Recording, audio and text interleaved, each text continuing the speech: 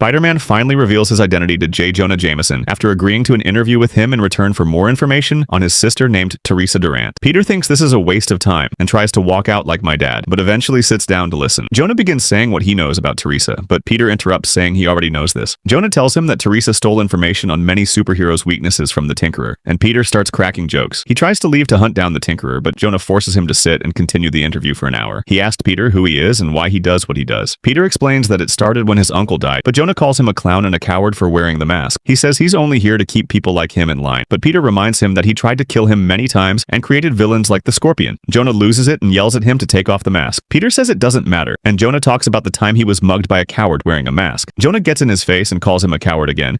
So Peter walks away since the conversation is going nowhere. Jonah mocks him and tells him to keep running from his responsibilities. Hearing this, Spidey explodes into laughter while Jonah crashes out and almost attacks him. He ends up breaking down, saying he has nothing left after losing his wife Marla twice. Peter tries to comfort him, but Jonah tells him to get out, so he starts taking off his mask, revealing his identity as Peter Parker, telling him he isn't alone. Jonah is in shock and thinks it's all a joke, but Peter starts explaining everything, but stops when he realizes Jonah shared their location, so he quickly leaves while the FBI storm in to arrest him. He rushes home unaware that the FBI is already there ready to bust him.